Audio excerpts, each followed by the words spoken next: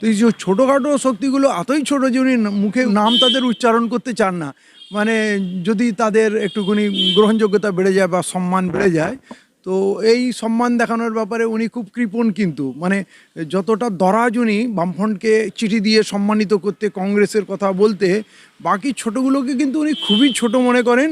এখনও কারোর নাম উচ্চারণ করে কোনো গুরুত্ব দেননি, কারোকে ডাকেননি, চিঠি দেননি, বসেননি, কিছুই করেনি। কখনো বলেছেন 9খানা সিট অধীরকে দেবেন, আবার অধীরকে কখন তু তা করে দৌড় করিয়ে দিয়েছেন।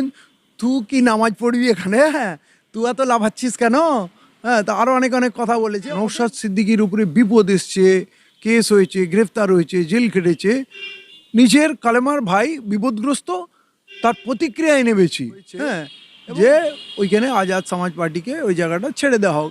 এবং সেটা নওশাদ সিদ্দিকী থেকে আরম্ভ করে এসডিপিআই, ডাব্লিউবিআই, মুসলিম লীগ সকলেই সহমতি জানিয়েছেন। বাকি মিম আমাদের এখনও কোনো নেগোসিয়েশনের মধ্যে নেই। হুমায়ুন কবির সাহেব হঠাৎ ময়দানে নেমেছেন, তার সঙ্গে এখন কোনো বসে কথা হয়নি। এই দুটো শক্তি বাদ দিয়ে বাকি শক্তির সঙ্গে আমাদের সমঝোতা হয়েই আছে। না, আমার কাছে কোনো অফার আসেনি। আপনি কি জোট করবেন যদি হুমায়ুন কবির? অফারই আসেনি তো জোট কী করে করবো? এরকম কাল্পনিক কথার তো উত্তর দেওয়া যায় না। আর নওশাদ সিদ্দিকীও তিনিও বলছেন যে টিএমসি এবং বিজেপির বিরোধী যত দল আছে সবার সাথে জোট করে আমি লড়তে চাই। আপনার কাছে কি offer আছে সিদ্দিকীর তরফ থেকে? না, দেখুন, নওশাদ সিদ্দিকীর সঙ্গে আমাদের একটা সম্পর্ক আছে যে মঞ্চের, হ্যাঁ, সেইটুকু। কিন্তু পলিটিক্যালি উনি সবসময় বলেছেন আমি বাম কংগ্রেস এবং অন্যান্য ছোটোখাটো শক্তিগুলোকে নিয়ে করতে চান। তো এই যে ছোটোখাটো শক্তিগুলো এতই ছোটো যে উনি মুখে নাম তাদের উচ্চারণ করতে চান না। মানে যদি তাদের একটুখানি গ্রহণযোগ্যতা বেড়ে যায় বা সম্মান বেড়ে যায়, তো এই সম্মান দেখানোর ব্যাপারে উনি খুব কৃপণ। কিন্তু মানে যতটা দরাজ উনি বামফ্রন্টকে চিঠি দিয়ে সম্মানিত করতে, কংগ্রেসের কথা বলতে, বাকি ছোটোগুলোকে কিন্তু উনি খুবই ছোট মনে করেন। এখনও কারোর নাম উচ্চারণ করে কোনো গুরুত্ব দেননি, কারোকে ডাকেননি, চিঠি দেননি, বসেননি, কিছুই করেননি। এবার উনি কি করবেন আর কি ভাবছেন, অ্যাকচুয়ালি কাকে কাকে সঙ্গে নেবেন না নেবেন, এইটা ওনার মাথায় আছে, উনিই জানেন। আমাদের সঙ্গে এই ধরনের কোনো আমন্ত্রণ এখনও আসেনি, আমরা জানি না। তবে সম্পর্ক আছে, আমরা আশা রাখছি যে যদি আমাদের কখনো ডাকে। আপনার সাথে নওশাদ সিদ্দিকের অনেক প্রোগ্রামে দেখা গেছে। 21শে জুলাই তাদের ধর্মতলায় বিরাট বড় প্রোগ্রাম, সেই প্রোগ্রামে কি আপনাকে দেখা যেতে পারে? না, এটা এদের একেবারে একান্তই দলীয় কর্মসূচি।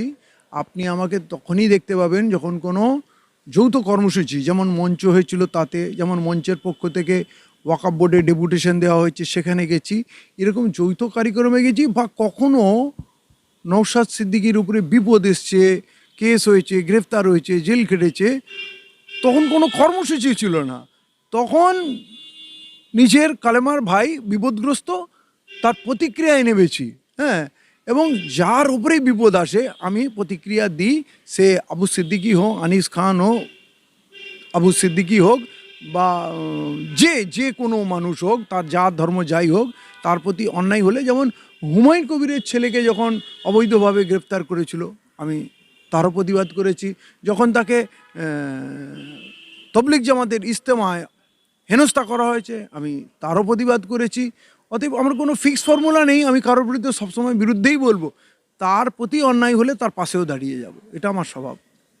আপনি মুর্শিদাবাদের ফারাক্কা থেকে দাঁড়ানোর একটা অনেক পরিকল্পনা চলছে, কিন্তু আমরা মুর্শিদাবাদে দেখতে পাচ্ছি মিম পার্টির একটা জোরদার প্রভাব আছে এবং হুমায়ুন কবির যে বাবরি মসজিদ করছে তারও একটা প্রভাব বিস্তার হচ্ছে। তাহলে এর মধ্যে থেকে কি আপনি মুর্শিদাবাদে জেতাটা কতটা আশা করেন? হ্যাঁ, ফারাক্কায় আমার অফিস আছে। ফারাক্কায় আমি সপ্তাহে 3 দিন থাকি।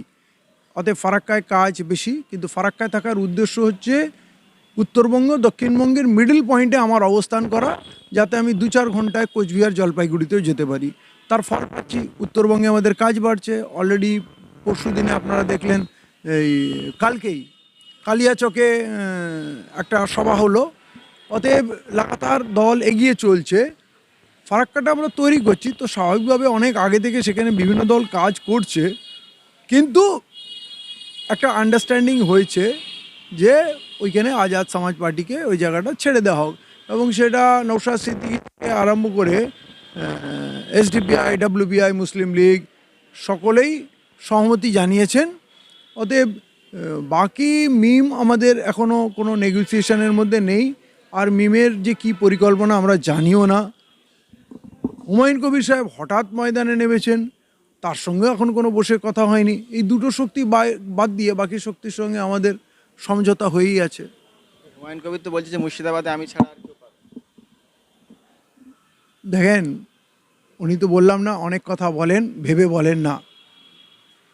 উনি কখনো বলেছেন 9খানা সিট অধীরকে দেবেন, আবার অধীরকে কখন তু তা করে দৌড় করিয়ে দিয়েছেন, তুই কি নামাজ পড়বি এখানে, হ্যাঁ তুই এত লাফাচ্ছিস কেন, হ্যাঁ তা আরও অনেক অনেক কথা বলেছে। অতএব হুমায়ুন কবির যেই কথা বলছে সেইটা তো পাথরের খোদাই করে লেখা বানিয়ে নয় যে সেটা পাল্টাবে না।